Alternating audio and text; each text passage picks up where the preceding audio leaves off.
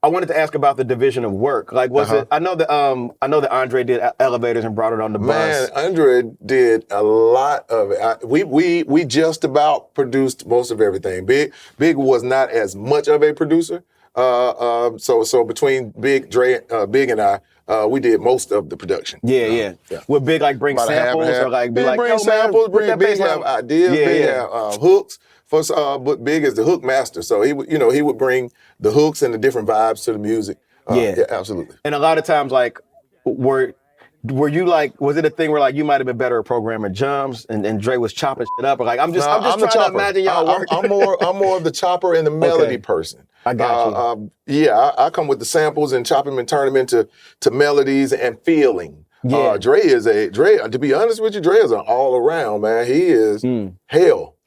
Yeah, he likes to go back. He's a electronic freak, so he likes to go back and get the old drum machines, the Lin drums, and the old and the vintage analog stuff. He likes to go back and experiment with sound. So he's a little bit more. He's good at it. Yeah. Like when you say that, like some of the literal sounds you hear in those songs, like I think about The Whole World, like just like the bass patch, the reverb on this. Like it's the thing about Outkast songs. And why they were so template breaking is that they sounded like nothing. That's right. But they sounded familiar. They felt familiar. That's right. Like you felt the hip hop syncopation, the patterns, the way the drums moved, rapping over it. Yeah. But it was like, if you listen to, I say this all the time, if you listen to the track for Bombs Over Baghdad, if somebody presented you that track, as an artist, you'd be like, I don't know what to do with this. Yeah, you wouldn't know what to do with that. But when you hear Outkast over that, it's like, this makes more sense than anything. Yes. So, like, I guess I want to know a little bit more about, like, just, you said he was like just a sound freak, pulling sounds from everywhere. Like, yeah, what we're influenced also by what very open to being influenced by surroundings. Yeah. So the Bombs Over Baghdad, since you speak of it, it came about. We went to Dre and I one night. We decided we were going to a rave. So we went to a rave. And we prepared ourselves and we went to a rave. Yeah, I like prepared ourselves. Yeah. So as we came, we prepared ourselves, and once we got there, man, we saw like ambulances outside prepared and water stations and everything. As we were walking in, we were like, man, this shit's serious. So as we're walking in, you start hearing. Yeah. The music doing some crazy shit. That We were jungle. like, what? It's like, man, listen to that. Drum, snares. And so we just went on a trip. Yeah. We went on a trip. So when we went back to the studio, that was kind of the stab or the attempt at kind of mimicking what we had just heard at a rave.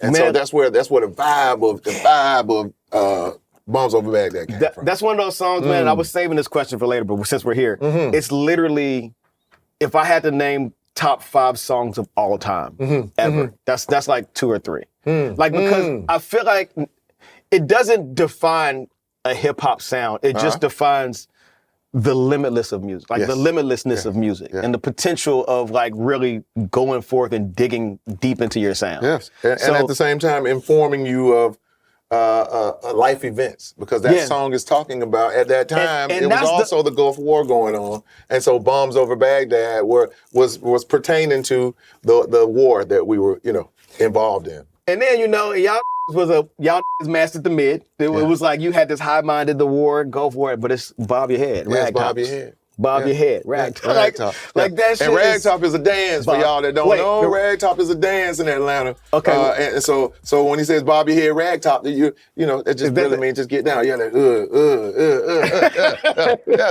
Oh, I had no idea ragtop was a dance, but I also know that Atlanta's a huge dance. And at the end, and a lot of people ask me, hey man, what are you guys saying at the end?